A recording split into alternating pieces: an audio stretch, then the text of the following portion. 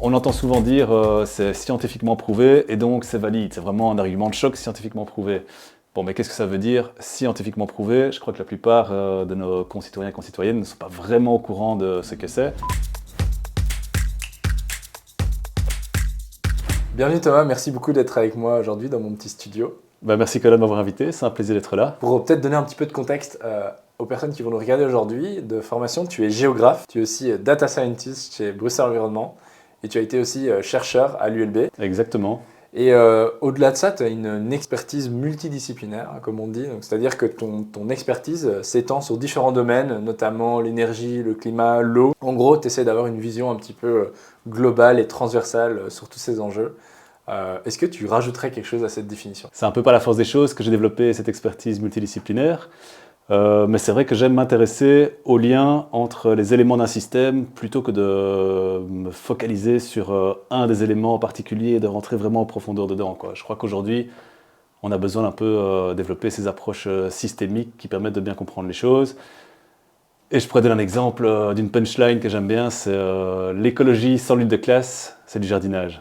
Écoute, je voudrais qu'on commence cette interview par un petit jeu. En gros, je voudrais que tu me donnes une cote entre 0 et 10 sur tes connaissances globales sur les enjeux environnementaux. Ouh. Ouais. Combien est-ce que tu t'attribuerais? Bon alors, est-ce que j'ai le droit de tricher ou pas? Ça dépend, t'entends quoi par tricher? Ok, voilà, si on considère qu'on prend tous les citoyens et citoyennes de Belgique, on leur fait passer le test. Attends, parce que ça va venir après. Ah, ça. ok, d'accord. Juste réponds. Ouais, je te mettrai un 7. Eh ben, écoute, c'est marrant parce que généralement, quand je donne des ateliers, des formations ou parfois des conférences, je dis souvent que moi, je m'attribue une cote entre 2 et 3 sur 10. Quand je suis vraiment en forme et que j'ai bien étudié mon truc, je dis peut-être 4, tu vois. Mais c'est marrant parce que pendant justement mon mémoire de recherche qui portait sur les connaissances et les compétences que devraient acquérir des étudiants et étudiantes en com face à l'urgence climatique, je suis tombé sur une étude du FPF Santé en 2021 qui a étudié une branche de la population belge, 1615 personnes pour être précise. 1615, voilà. Tiré au hasard? Pas complètement représentatif, mais quand même pas mal. Et de toutes ces personnes, le 3/4 d'entre elles s'attribuent une cote, donc entre relativement bien et très bien informé, entre 6 et 10 sur 10. Ok, ouais. Pas mal, hein. Du coup, petit jeu aussi pour les auditeurs et auditrices qui nous écoutent aujourd'hui, je vous propose à ce stade de la vidéo de déjà vous attribuer une petite cote.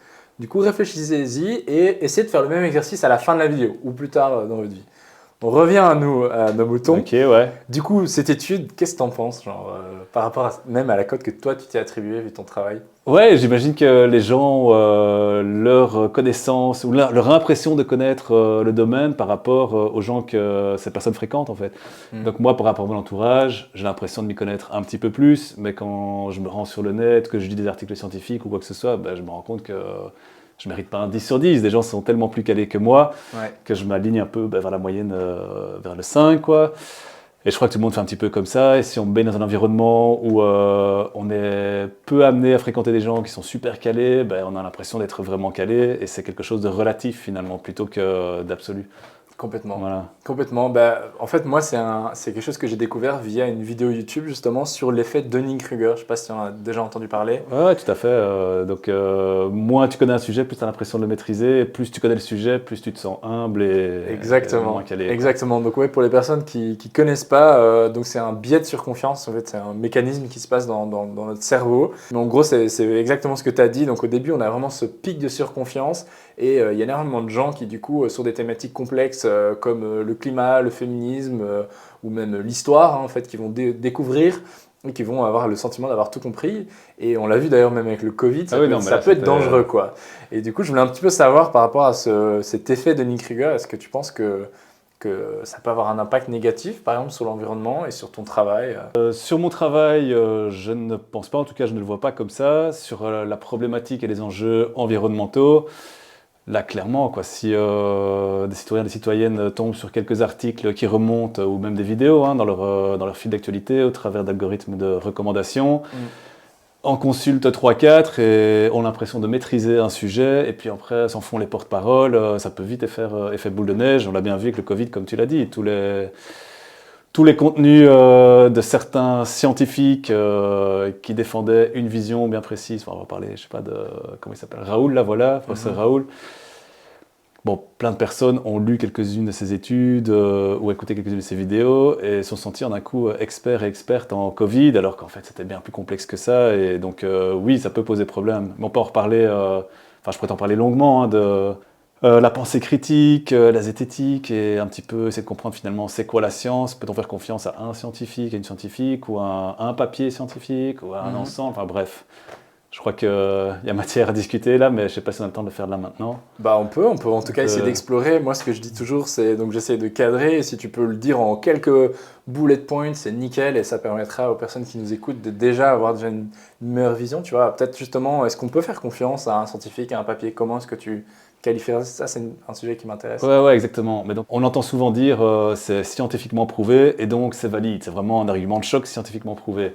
Bon, mais qu'est-ce que ça veut dire scientifiquement prouvé? Je crois que la plupart de nos concitoyens et concitoyennes ne sont pas vraiment au courant de ce que c'est. Et alors, il y a un outil qui est la pyramide de la preuve scientifique, qui est vraiment super, et qui parle du niveau de preuve le plus faible vers le plus haut. Et donc, le niveau de preuve le plus faible, c'est j'ai entendu dire que, un ami m'a dit que, au-dessus, un scientifique ou une scientifique dit que. Ensuite, on a une publication d'un ou une scientifique dit que... Revue par les pairs, du coup. Revue par les pairs, voilà. Cette publication a-t-elle été faite en respectant les bonnes pratiques de la méthode scientifique, randomisée, en double aveugle ou pas, enfin dans le cadre de tests de médicaments. Ouais. Ensuite, est-ce qu'il commence à y avoir un consensus quand plusieurs études commencent à converger dans la même direction, et puis après on en fait de plus en plus et de plus en plus de cohortes, et on commence à avoir des méta-analyses, et on commence à voir vraiment un consensus clair qui se dessine. On a cette pyramide-là qui grandit. Et finalement, sur la question du réchauffement climatique, qui nous concerne plus que le Covid aujourd'hui, c'est un peu le boulot du GIEC de consigner toutes ces études, ces milliers d'études faites par des scientifiques d'un peu partout, et d'essayer de ramener un consensus, voir vraiment qu'est-ce qui ressort, est-ce que tout le monde est d'accord? Oui, tout le monde est d'accord. Donc là, on est au niveau de preuve. Le plus haut finalement, et donc on peut leur faire confiance au GIEC. Ouais, et d'ailleurs finalement ils ont pris du temps en fait à la science qui ne dit jamais à 99 ou à 100% que quelque chose est vrai. Déjà ça peut être une bonne piste aussi pour des personnes. Quand quelqu'un dit c'est à 100% vrai, c'est déjà peut-être pas suspicieux, terrible. Ouais. Mais voilà, le GIEC a pris du temps pour dire que l'humain était responsable, c'est indéniable, etc. Je me rappelle en tout cas dans ce dernier rapport, c'était vraiment sûr, on pouvait le communiquer à ce moment, donc ça prouve, si je comprends bien, que du coup, ça a vraiment passé toutes ces étapes de la pyramide et ça a pris évidemment des années pour ça s'est construit effectivement. Que le consensus scientifique puisse dire voilà, c'est les humains, on est d'accord. Et aujourd'hui, on l'entend encore. Le pire, c'est qu'on l'entend encore, mais on l'entend déjà moins qu'il y a quelques années, quoi. Ce consensus, il est fait, il est indéniable, c'est ça? Oui, exactement. Et d'ailleurs, aujourd'hui, les climato-sceptiques deviennent plutôt des climato-rassuristes. Ils se rendent compte qu'ils sont un peu à côté de la plaque, voire carrément à côté de la plaque. Donc le discours change et on bascule plutôt dans un discours de maintenant géo-ingénierie ou de croissance verte ou de la solution, ça va être la technologie qui va nous sauver, la capture de carbone, etc. Donc le discours s'adapte en fait en fonction évidemment de la situation. Je trouve ça assez dingue. Moi aussi personnellement, après peut-être pas s'étendre là-dessus non plus, mais le défaitisme en fait, ça c'est quelque chose auquel je fais vraiment beaucoup face. Est-ce que c'est trop tard au final? Est-ce que ce serait pas trop tard? Bon.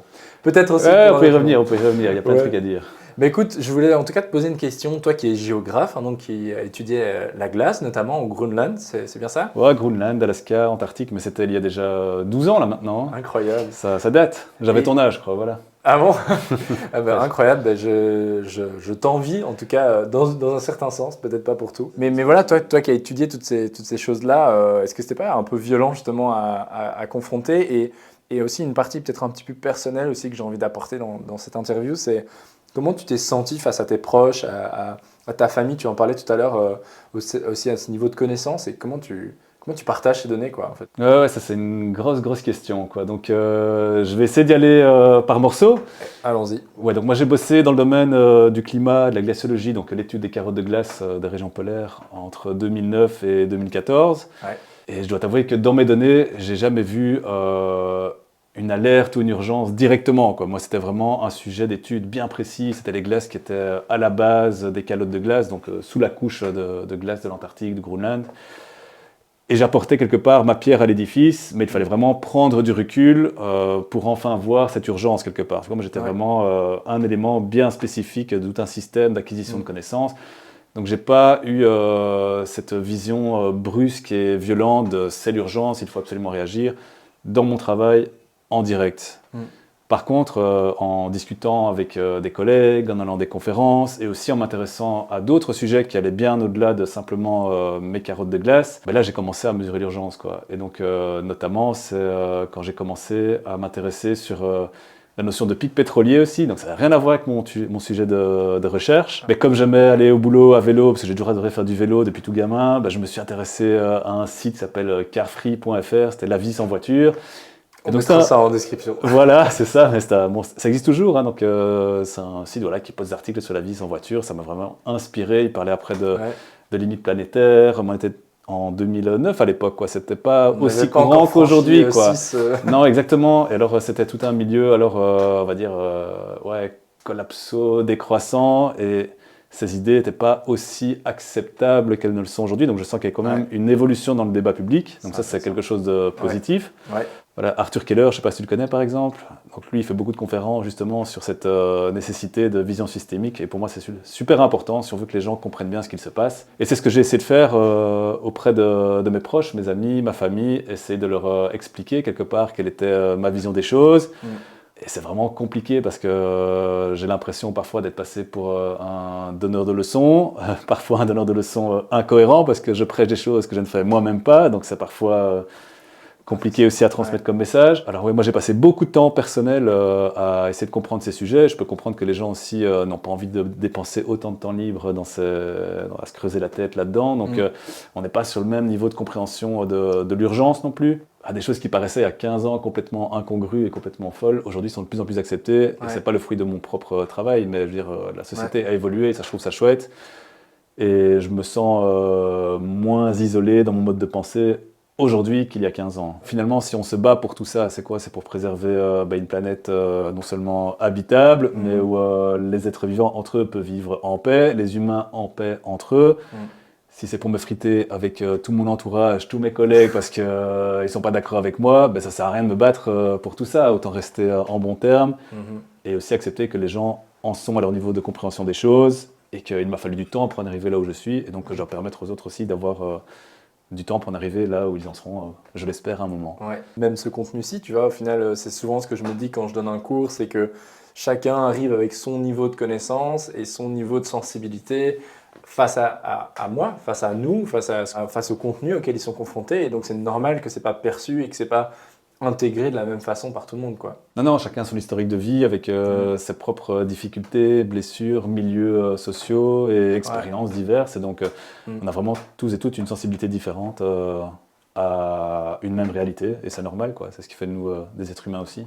Exactement. Et en parlant de sensibilité et quand même de ces êtres humains qui font un travail incroyable, notamment le GIEC, mais tous ces scientifiques, est-ce que c'est pas un peu frustrant justement d'avoir ces scientifiques qui sont pas toujours entendus? Je veux dire, quand on voit peut-être pas un bon exemple, on verra, mais l'exemple de Lionel Messi qui fait un transfert et le même jour du rapport du GIEC, et on a vu l'intérêt médiatique de tout ça, tu vois, qu'est-ce que tu penses de ça? Alors, je ne sais pas si les scientifiques ne sont pas entendus, je dirais plutôt qu'ils ne sont pas écoutés. C'est quoi la différence? Entendus, j'entends, c'est passif, voilà, ils émettent des alertes, elles me traversent, j'ai entendu le son, alerte, voilà, et écouter, c'est vraiment prêter attention activement, ok, c'est quoi le message d'alerte, qu'est-ce qu'ils veulent essayer de nous faire dire? Et je crois aussi qu'il y a une partie de la population qui est quelque part dans une forme de déni, parce que ce message est tellement difficile, tellement rude, tellement compliqué à accepter, et que la vie a aussi toutes ces difficultés, que beaucoup de gens font comme ça. En fait, moi, voilà, j'ai ma famille, j'ai mes enfants, j'ai pas envie de porter encore plus de difficultés et commencer à risquer de m'effondrer psychologiquement, je dois gérer. Des personnes que je connais me le disent texto et je comprends aussi, hein, donc c'est pas évident. Donc il y a plein de raisons qui font que les scientifiques sont entendus mais pas forcément écoutés, quoi. Il y a un autre truc que je trouvais aussi assez frustrant, c'était comment on peut aussi tromper l'auditeur, l'auditrice sur les temps de parole attribués sur les plateaux TV. Je sais pas si tu as déjà vu ça, où en fait on invite deux scientifiques. Imagine, toi tu es pro-climat, moi je suis contre. Et en fait, on attribue le même temps de parole et on est représenté parce qu'en fait, autour de la table, il y a deux scientifiques, un pour, un contre. Et du coup, ça biaise l'auditeur, l'auditrice qui voit et qui se dit « Ah, du coup, ça veut dire que dans la réalité, il y a la moitié des gens ou 25% des gens qui sont contre. Alors qu'en réalité, on n'est même pas à 1%, je crois. On est quand même à plutôt 98-99% des scientifiques qui sont pour, Ah ouais, complètement. contre 1% qui sont contre. Mais tu vois, cette mauvaise représentation qui arrive, tu l'as expliqué, sur les réseaux sociaux grâce à l'algorithme, mais même dans les médias, quoi. Et complètement. Alors là, on en vient à la concentration des médias. À qui appartiennent les grands groupes de médias? Alors il y a des journalistes de je ne sais plus je crois que c'est le Monde diplomatique, je crois, qui font chaque année leur cartographie des médias en France, que ce soit de presse écrite ou de chaînes de radio ou de chaînes de télévision. Et tu vois que tout ça est concentré dans quelques mains, en fait. Donc, la concentration du pouvoir économique, qui a tout intérêt à ce qu'on maintienne le statu quo, détient ces médias et s'arrange pour donner l'illusion de pluralité, alors qu'il n'y en a pas vraiment. Il y a une vidéo comme ça de Philoxime que je conseille, que je mettrai en description sur le milliardaire qui explique ça super bien. Ok, je ne connais même pas Philoxime. Donc, voilà, tu découvriras aussi. Ouais, c'est sans fin, c'est sans fin. Mais c'est chouette, il y a vraiment plein de créateurs et créatrices de contenu aujourd'hui qui produisent en masse du contenu vraiment de qualité pour s'éduquer autrement que dans des bouquins scientifiques, et c'est super. Des longs cours d'UNIF, quoi. Ouais, ou des longs cours d'UNIF. C'est génial, tu vois, pouvoir écouter un podcast et partir en balade. Mais justement, peut-être pour finir, Thomas et moi, on s'était rencontrés à une conférence de Quota Climat qui milite justement pour ramener l'urgence écologique à l'agenda médiatique.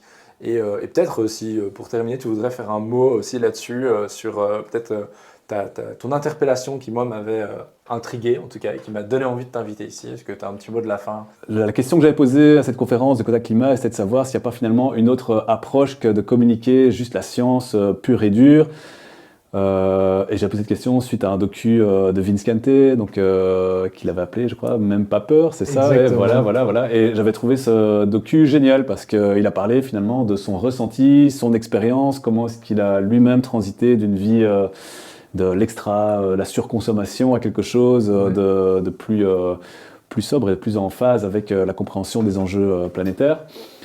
Et donc ça, je trouve chouette d'avoir des récits de vie de personnes qui ont été traversées par des émotions, qui osent les rendre publiques. Et donc j'aime bien donner l'exemple d'un Français, Julien Lamy, qui organise des cercles qui appelle ça des cercles de capitalistes anonymes, donc le nom peut faire rire, mais inspiré un peu du concept des alcooliques anonymes. Et lui, il parle du constat qu'on est quelque part tous addicts à la consommation, au capitalisme, et que se faire des cercles de parole, on peut un peu parler de notre addiction, ça peut nous aider à nous libérer de cette addiction et quelque part avancer aussi dans notre cheminement vers une vie un petit peu débarrassée de toutes ces addictions finalement, plus sobres. Aussi participer à des ateliers divers et variés, de stages en pleine nature. On peut apprendre à s'émerveiller de nouveau d'un ciel étoilé, de la vie, la biologie, la nature. Analyser au travers du prisme de la science, c'est vraiment une source intarissable d'émerveillement, et donc capitaliser aussi sur cet émerveillement, sur le fait qu'on puisse passer du bon temps autrement que dans la consommation de biens